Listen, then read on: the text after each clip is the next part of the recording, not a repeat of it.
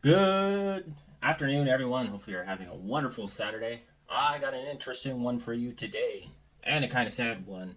It seems like the Trudeau and Ontario Doug Ford government seemed like they thought it was a good thing to fine the Amish community almost $400,000 in Ontario because of the Arrivescam app.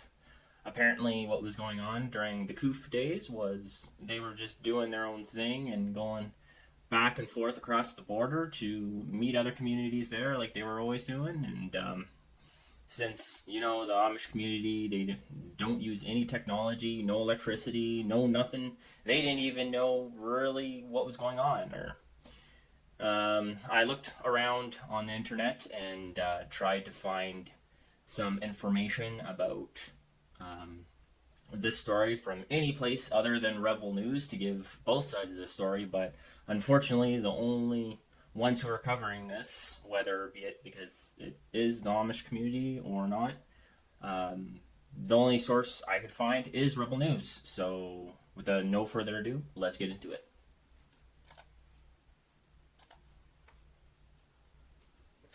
Farmhouse in the township of Chatsworth, Ontario, about a 2.5 hour drive west of Toronto. It's so nice here. It's so gorgeous. I'm with some horses and some cows. They're all watching to see what the hubbub is about. What's interesting about this place is that it is run as if it was the 18th century. In fact, the Amish were a order that was persecuted in Europe. They went from the Netherlands and Germany and Switzerland, and they came over to North America, including to Canada. You may be more familiar with the Amish in Pennsylvania. They're the subject of many Hollywood movies, including an exciting one with Harrison Ford when he took refuge by hiding in an Amish community precisely because it was unplugged. It was a great movie, and many of the things in there are just the same here. There are no telephones. There is no internet. People here don't spend their days surfing or Facebooking or Instagramming. They do something that I think would terrify many people today. They actually meet each other and talk to each other face to face. They go to church every Sunday in a horse-drawn carriage. There's no cars here. And even the houses do not have electricity. There is a small diesel engine in the workshop, which I'll show you in a minute, because they make all their own stuff and they have some need for power tools. But basically, they use tools as they did hundreds of years ago. Even the farm itself is horse-drawn vehicles. I was just shown a brand new manure spreader, and I made a joke that was one of my nicknames. That's not actually true, but I was trying to find some humor that would work on someone who was a farmer who didn't know pop culture references. It's fascinating stepping onto an Amish farm. These people are law-abiding. They're peaceful. They're pacifist, which is one of the reasons they've been picked on. They don't get into fights. They don't get into wars. And I was talking to one of the community elders who said, if they ever break the law, they pay the price submissively. They do not fight in court. He gave me the example. He said, what if a young Amish man went shooting rabbits on someone else's property who had signs, do not enter? He said, in a case such as that, and it sounds like that might have happened, they plead guilty, they pay the fine, and pay the price as a community. They are not belligerent people. But what's so interesting is in this one case, they know in their gut something's wrong.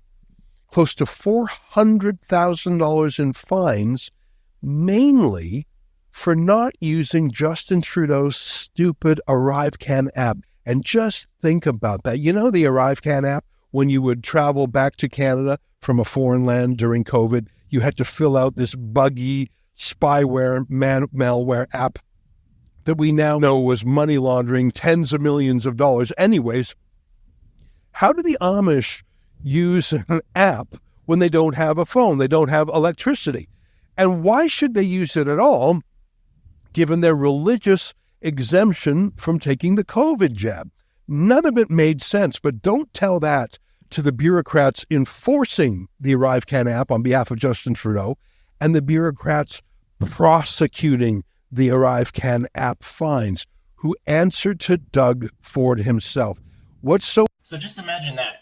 Imagine, like, you're part of a culture that everybody knows in Canada that you don't use any technology, anything, and the people at the border know this. So they let you through with warning, with like, give you a little guff about not getting the jab, giving you guff about everything, but they don't tell you about the Arrivescam. Even if they did, you wouldn't know what the heck they were talking about because you don't have a phone, you've never had a phone. And the only way you could get this is either on a phone. Well, actually, the only way you could get this is a phone, because in the beginning it started with you could get hard copies, but still you'd have to go to the registries, go to get a medical, make sure you get the jab, and then you'd have to go to the registries, and then you'd have to get that. And like he said, the Amish don't believe in getting that sort of stuff. So, and because we know, like, these people, like, the Amish are strict about their culture. Like they do not do anything to break it. So they will not get the jab. And they stick to their communities, so it doesn't matter what other people outside of their community say, they will not get it. So what do? Right? And the government just thinks, oh well, these people are easy to exploit. They don't fight back. They always pay their fines. I mean, we could just fine them as much as we want, and they'll pay. Here's how we can get some money: is screw these extremely nice, pacifistic people over that keep to themselves. And just keep on listening. It gets worse from here. so incredible? As I sat down for a meeting for about 90 minutes with the head of the community, he showed me that in the 74 families in this community, they have $400,000 in fines. And here's what's new. Here's what I have never seen before in all of our stories involving the Arrivescam app. Because these folks here are not getting emails, they're not getting phone calls, collections agents, they have nowhere to phone. So what they've done is they have attached a lien on the title deeds of these homes, a kind of legal encumbrance, without telling the folks here. That's the crazy. I was told about a young Amish farmer who went to the bank to get a bank loan to buy some cattle. He was told by the bank officer, I can't do that. Did you know that there is a lien on your property for thousands of dollars for the Arrivescam? And the Amish man said, what?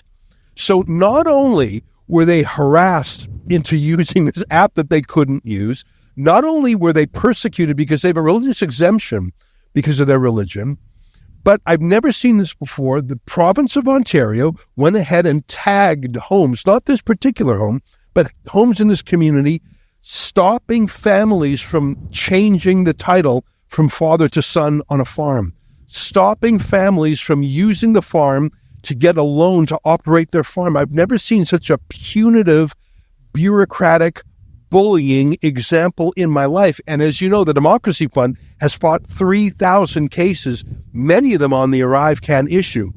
It was challenging to set up today's meeting. Like I say, we just physically showed up, but we found a friend of the community who's not Amish himself, but he does some business with the Amish. He heard about the Democracy Fund. He knew that the Democracy Fund would take cases of people from any background, any religion, any station in life, and he contacted us. And through this friendly neighbor, we were able to arrange a meeting today. Like I say, normally we interview the expert, we interview the newsmaker, but that was a rule we had to follow here. We couldn't show the face or the voice of the community elder. In fact, he asked us not even to use his name, and we're going to respect that. We're going to do more than respect that. We're going to help them. We are going to take the cases of these people. We're starting with 3 cases, but I hope we can take many more. Trouble is, these things were done, like I say, without notice to the community. Some of these liens are 2 years old. So we've got to get in there and convince a judge to crack open this case because it wasn't done fairly. There's a concept in law. Do you have the legal capacity to make certain decisions? Judges always want to make sure that no one is being taken advantage of. No one is being railroaded into anything. It's a reason why we protect, for example, children. Why we protect people who don't have mental capacity. And I'm not comparing the Amish with children or people with a mental incapacity. But what I am saying is if you are a community that does not use email, does not use phones, does not use apps, that has a religious exemption, and you have this bureaucratic war against them, where you're sending notices in ways that the community doesn't even know, that is not a level playing field. That is the government being a bully. And here the Democracy Fund is going to level the playing field. We have set up a website called helptheamish.com, and you can do 3 things at this website. Number 1, you can share this story with other people, not just in Ontario, but across Canada and North America, who are outraged at the bullying by the government against these peaceful people. Number 2, you can sign the petition. I think that if Doug Ford, the Premier of Ontario, were to see what was being done in his name, he would say, that just ain't right. Stop bullying them. But number 3, just in case the first 2 steps don't work, we're going to court. Adam Blake Gallipo, one of the lawyers at the Democracy Fund, has spoken with these 3 families, and he's agreed to take their case, and hopefully he'll be able to take more. There's other Amish communities. You can imagine it's sort of difficult to bridge the gap. How do you even meet with them? How do you talk with them? They made it clear to me that they are not fighters. But they said, if others in the broader community want to help us, we will accept the help. I want to introduce now the friend. And I'm just going to stop it there real quick. So this, from what he said and how this all went on about like, oh, the,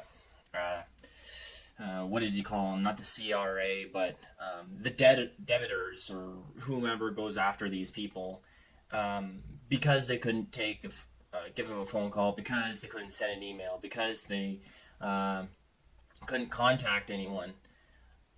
They had to take a lien out on this place. It's like, no, that's actually not correct. They could have sent it by snail mail. By mail. I'm pretty dang sure that the Amish allow mail to their mailboxes. And the government does this. Like the CRA does this. Every government agency does this automatically, because when you sign up to their apps or sign up to whatever, it asks you please, would you like to sign up for email billing or email this or email that to save the planet? So that means the government had to be doing this maliciously to just avoid sending them a warning in the mail. Because what usually happens is they do try to send it through email, and if they can't do it that way, then they call you, and if they can't reach you by calling you multiple times, then they send you kind of like a warning by mail, if that's the way they want to go. But they always said a warning by mail, saying like final notice or something like that. And since they didn't do that this time, that means this is done maliciously by the government, because they know that the Amish won't fight back, right? That they just have a history of paying their fines. So of course the government would be like, well, we need money, and of course these people are going to pay, so awesome. More money for us. And I know, I'm trying to think of this, the reporter's name here. I watch Rebel News all the time, but it's not coming to me.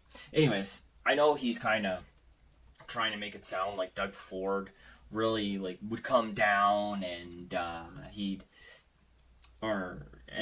be like, these guys, of course, they just went through the crack or slipped through the cracks. How did they slip through the cracks? Because these liens on the bank and on their properties had to be done manually, and it had to be done by one of the conservatives, like somebody in the conservative government, wouldn't it? Not at the provincial level, because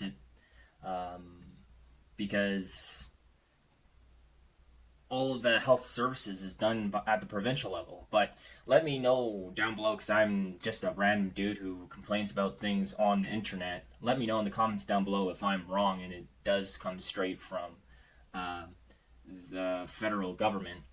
Also, while you're doing that, if you like these videos, please leave a like and subscribe below, because that would be awesome. Anyways, after that harmful plug, let's keep going. And Grant is your name. Grant, thanks very much for setting up today's meeting. It's sort of difficult because we couldn't phone, we couldn't email. Even when we were running late, we really had no way to tell the Amish that we were just 10 minutes away. They really do live that old lifestyle, don't they? They do. They walk the walk, and that's what I respect about it. It's no matter what it is, right? They follow their beliefs and their faith, and they don't stray from that at all. So you yourself are not Amish, of course, and you have no problem using phones and cell phones. In fact, you're somewhat familiar with the Democracy Fund. Well, I am. I found them on a Telegram, right? And I read up on it. I became familiar with what they've done so far in helping those people in BC. That's what really piqued my interest. And I didn't know that the Amish had a problem. I've had various conversations, but they found out that I dealt with customs issues commercially. And that's how that topic came up. It's a matter of trust with the Amish as well, because I've known them so well for so long that they felt comfortable asking me about that. So you reassured them, because you've been dealing with them on a business level, you've gotten to know them personally. So it was your telephone that was used to connect Adam Blake Gallipo of the Democracy Fund with the head of what they call their steering committee. So you were sort of the bridge between the old world and the new. That's right. Well, you sat in the meeting, and it's sort of funny what I'm doing here now, because normally I would show the leader of the community, and I would have him done. By the way, he looks wonderful. He sounds wonderful. It was such a heartwarming meeting, but he can't be seen on camera. That's just not their way. You heard my introduction here. Is that an accurate representation of what's been happening to the families here? Very accurate. And of course, Adam Blake Gallipo is dealing with the families directly. And again, I'm not exactly sure how that's being done, because fax machines, phone calls, emails. I guess you're the interlocutor. You're like the ambassador, the diplomat. That's right. I show up. We set a date and a time, and I go to a certain place, and then we have a meeting on the phone with that Adam. Wow. Well, thank you very much for doing that. It's sort of incredible that you're willing to help these people, even though you don't have your own skin in the game. These Amish, I just feel like it was bullying. The leader told us about one case of young Amish people crossing over to the U.S. side where there's Amish communities to give help to an ailing father. Another case where sort of young men were going to meet young women on like a date, it sounded like.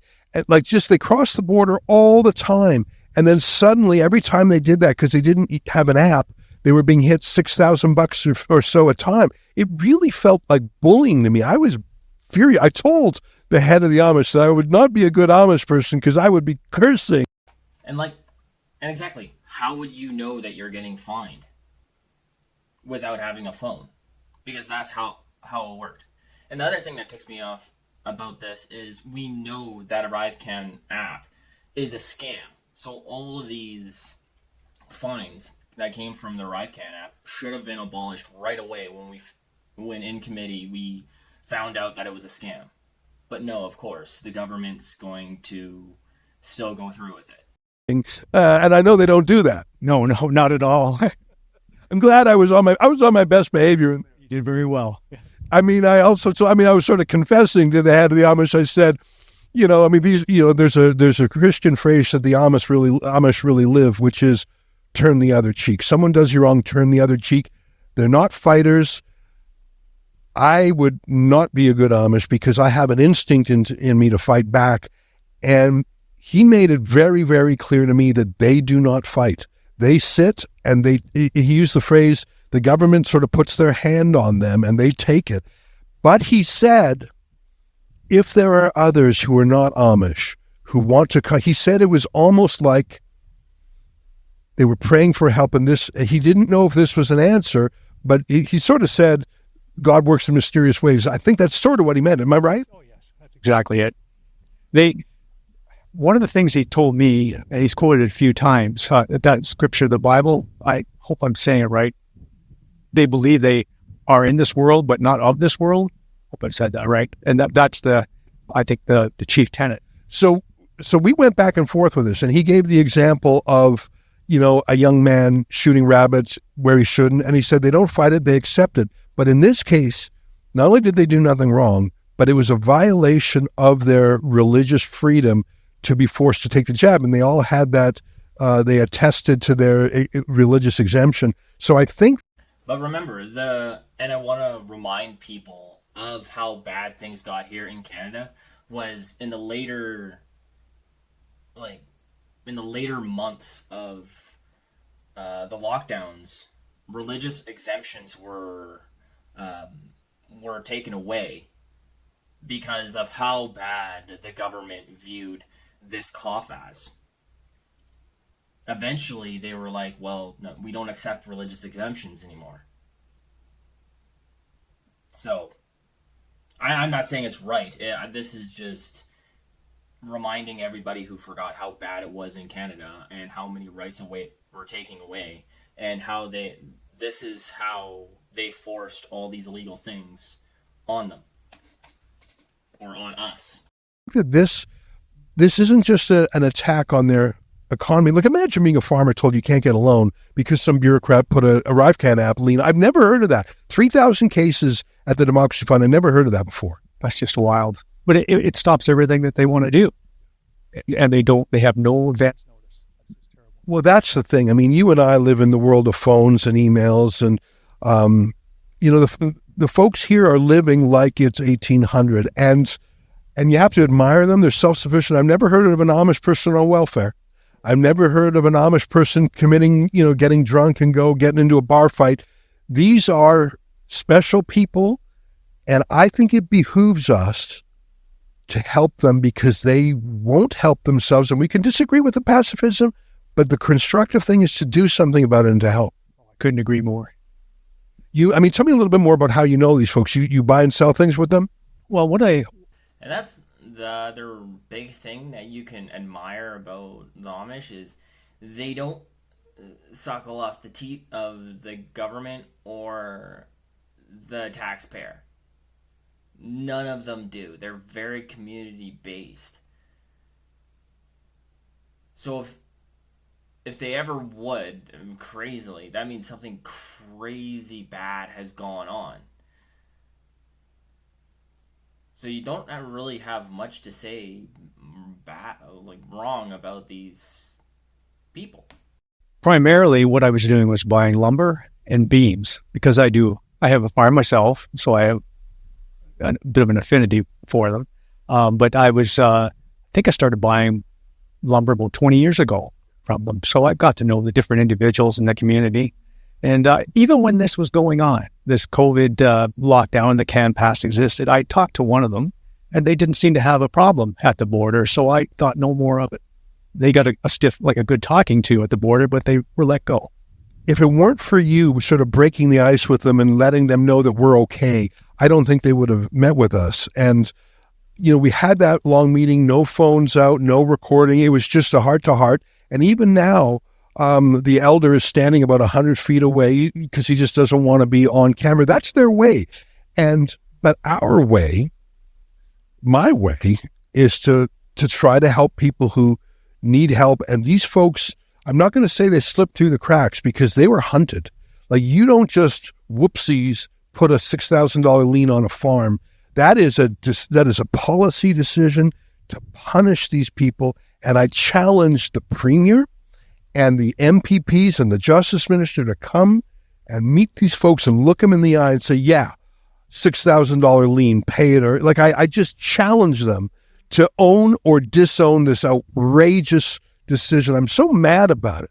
I understand that. Here's what we're going to do. We're going to do this report, and because I think I'd never heard of this before. Frankly, I didn't even know that there was Amish in Canada. I knew there were Old Order Mennonites. I knew the Amish were in Pennsylvania. And I didn't know. So I've learned a lot today, and it's sort of wonderful. We need a petition. We had a petition for a Amish fella in the States named Amos Miller, who was raided by police because he was selling raw milk. And I think we got 40,000 names on that. I want to get 40,000 names for these Canadian Amish, and I want to crowdfund the lawyer. I know Adam Blake Gallipo. He's got a big heart. He's probably fought more Arrivescam tickets than any other lawyer in Canada. That's really all he did for a year at the Democracy Fund.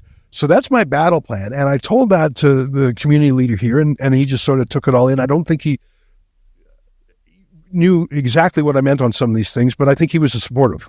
Well, we're going to walk around a little bit more. We're going to take a look in the shop just because it's sort of wonderful. It's like people talk about the trad life, the traditional life, getting back to nature. These folks here are living a clean living, healthy living.